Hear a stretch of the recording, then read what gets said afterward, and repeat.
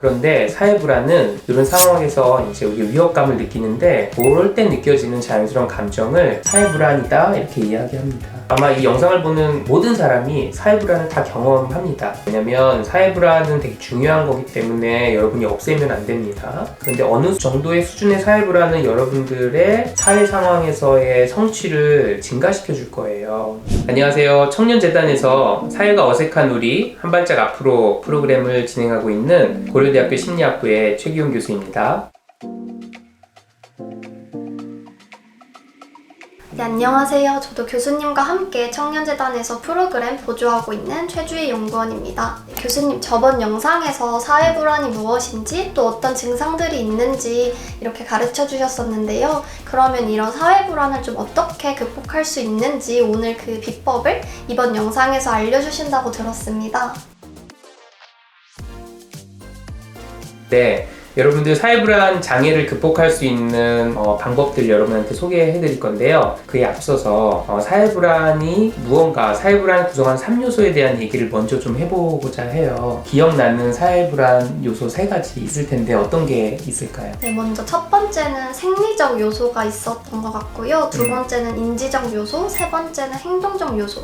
이렇게 3가지 말씀해 주셨던 것 같습니다. 네, 이 3가지 제가 먼저 물어본 이유는 우리가 좀 불안한 사회적 상황에서요, 그러한 3가지 변화가 되게 자연스럽게 일어나는 거거든요. 누군가가 나를 좀 면밀하게 관찰하고 부정적으로 평가할 것 같은 이런 상황 있잖아요. 그럼 나도 모르게 생리적인 변화가 생기고요, 인지적인 변화가 생기고 전진 모드가 막 발동하고 도망가거나 안전행동을 하고 싶은 욕구가 막 생겨요. 너무 자연스러운 거예요. 그런데 이 사회불안이 심해져서 장애로 갔을 때 극복할 수 있는 방법은 이렇게 자연스럽게 나타나는 반응과 정반대로 하는 거예요. 그래서 여러분들이 이렇게 연습하기가 쉽지가 않을 수 있어요. 왜냐면 너무나 자연스럽게 나타나는 활동이기 때문에 나도 모르게 거기에 변화에 이렇게 올라타면 사회불안이 점점 커지거든요. 그래서 그 사회불안을 만드는 그 요소에 반대로 행동하는 거, 요게 사회불안을 극복하는 굉장히 중요한 핵심 포인트다라는 거를 먼저 아시고 진행하면 좋겠습니다. 교수님, 그러면 이런 생리적 변화? 땀이 나는 걸 멈추게 하거나 얼굴이 빨개지는 걸 안 빨개지게 하는, 반대로 하는 방법도 있나요? 생리적인 변화를 반대로 하는 건 아주 고도로 여러분들이 명상을 한다거나 수행을 한다 그러면 가능한데요. 우리가 일상적으로 하기는 되게 어려워요. 그래서 생리적인 변화를 이렇게 바꾸는 것보다는 아까 말했던 인지적인 변화나 행동적인 변화를 이렇게 바꾸는 쪽으로 여러분한테 오늘 소개해 드리도록 하겠습니다. 그럼 인지적인 변화를 좀 어떻게 정반대로 해볼 수 있나요? 인지적인 변화에 우리 2가지 있다 그랬잖아요. 네. 혹시 기억하세요? 네, 먼저 첫 번째는 그 주의가 나한테 들어오는 이 자기 초점적 주의라고 하셨던 것 같고,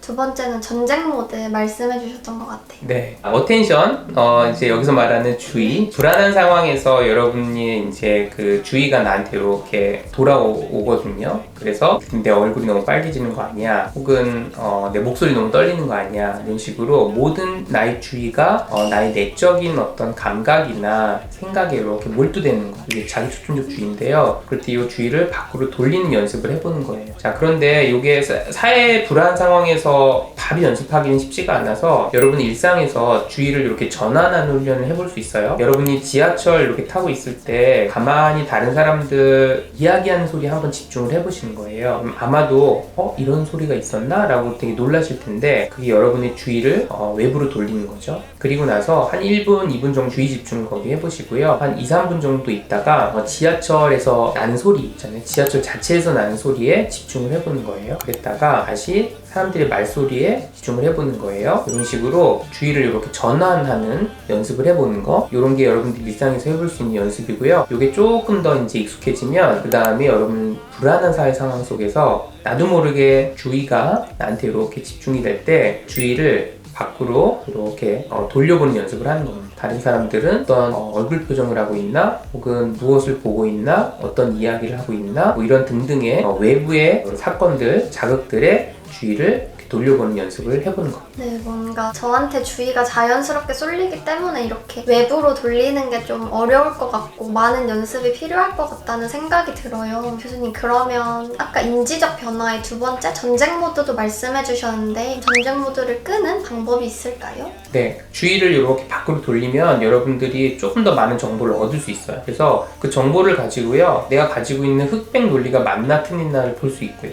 최주희 연구원이 이제 발표하는 상황에 있는데 막 불안하다고 상상을 해보세요. 그러면 어떤 생각들이 머리에 이렇게 스칠까요? 내 발표가 다른 사람들한테 좀 흥미롭게 들리나? 아니면 내가 불안한 걸 다른 사람들이 알아채진 않았을까? 이런 생각이 드는 것 같아요. 그러면 나도 모르게 주의가 안으로 들어오잖아요. 네. 그럼 그런 생각들이 진짜 그런지 아닌지를 알기 위해서는 내 주의를 밖으로 돌려서 정보를 모아야 되거든요. 그러니까 사람들이 정말 나한테 주의를 기울이고 있나? 그런데 그 주의를 안 기울인다면 내 발표할 때 다른 학생들이 나한테만 주의를 안 기울이나 다른 사람이 발표할 때도 주의를 안 기울이나 이런 것도 같이 봐야 되고요. 그리고 정말 흥미 있어 하는가 없어 하는가 이런 부분들도 내가 단순히 한두 명이 이렇게 뭐 하품을 한다거나 몇 명이 이렇게 내 발표를 안 듣는 것 같은 거거나 이런 정보에만 이렇게 집중하는 게 아니라 실제 다른 정보들 정말 흥미있다라는 게 어떤 건지 내가 뭐 물어볼 수도 있는 거고요. 그리고 다른 뭐 친한 친구한테 물어볼 수도 있고 그리고 또 다른 정보들 내 발표에 관심을 가지고 이렇게 참여하는 사람들의 정보들 이런 것들도 모을 수 있거든요. 그래서 내가 주의를 밖으로 돌림으로 인해서 내가 가지고 있는 전쟁 모드가 진짜인지 아닌지를 이렇게 검증해 보는 거 이런 인지적인 작업도 도움이 될 것입니다.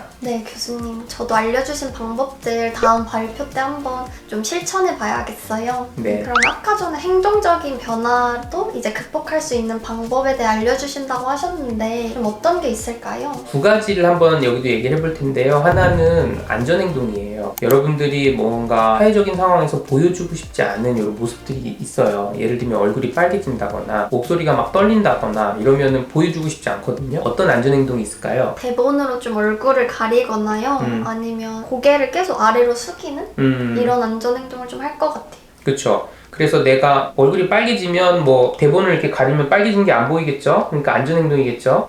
그리고 내가 얼굴을 이렇게 밑으로 깔면은 그러면 얼굴이 안 보이니까 안전행동처럼 생각하는데 오히려 사회 상황을 더 악화시켜요. 사람들이 이 사람 정말 괜찮은가? 라고 더 쳐다보게 되고요. 그래서 나도 모르게 긴장감이 더 올라가거든요. 그래서 반대로 행동하는 거예요. 그래서 안전행동을 안 하는 거죠.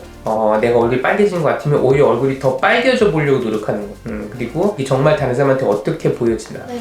그리고 얼굴이 빨개지는 것 같을 때 오히려 마스크 안 쓰고 가만히 있어 보는 거예요. 그리고 초점적 주의, 나한테 초점했던 주의를 밖으로 돌려서 이 사람이 정말 어떻게 생각하나, 이 사람의 얼굴 색깔은 어떤가 이런 거를 이렇게 보는 거죠. 안전행동을 비안전행동으로 바꾸는 거 되게 중요합니다. 하나만 더 연습을 해보면 목소리가 이렇게 떨리는 거가 너무 싫은 거예요. 그러면 어떤 안전행동을 할까요? 목소리 떨리는 걸 좀 들키지 않기 위해서 작게 말하거나 그냥 말을 아예 하지 않거나 그럴 것 같아요. 네, 그렇죠. 근데 작게 말하면은 나의 사회 불안을 더 악화시키겠죠. 다른 사람들이 뭐라고? 이렇게 또 물어보고 막 그럴 가능성이 크잖아요. 네. 그래서 목소리가 좀 떨리는 것 같을 때 더 크게 얘기해 보거나 떨리면서 얘기해 보려고 노력해 보는 거예요. 한번 더 떨어서 한번 얘기해 보면 어떻게 될까요?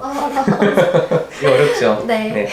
사회 불안이 있는 분들도 마찬가지거든요. 그래서 내가 목소리 떨리는 것 같으면 더 떨어보는 거, 그리고 떨리는 거를 있는 그대로 보여주는 거, 안전하지 않은 행동을 해보는 거, 이게 사회 불안을 극복하는 게 중요한 요소다. 그리고 마지막으로 안전행동을 하는 것도 사회 상황에 내가 있어야 안전행동을 할 거 아니에요. 굉장히 많은 분들이 사회 상황이 무서워서 아예 사회 상황을 피하는 경우가 되게 많아요. 내가 회피한다 그러면 그 회피하는 상황에 직면해 보는 거, 그리고 직면해서 안전행동을 하지 않아 보는 거, 안전행동 하지 않으면서 내 주의를 밖으로 돌리는 거, 그리고 내 마음속에 스치는 여러 가지 전쟁 모드를 진짜 그래? 진짜 그런 일이 일어나고 있어 라고 근거를 한번 모아보는 거, 일련의 활동들을 하는 거를 우리가 인지행동치료라고 하고요. 이 인지행동치료가 사회불안을 효과적으로 감소시켜주는 가장 효과적인 치료법이라고 알려져 있습니다. 네, 교수님 오늘 이렇게 좀 사회불안 극복할 수 있는 여러 인지행동 치료 기법들을 잘 설명해 주셔서 너무 큰 도움이 됐습니다. 저도 일상에서 알려주신 기법들 많이 사용해서 좀 사회불안이랑 같이 잘 지내볼 수 있도록 연습을 더 해야 될 것 같아요. 네,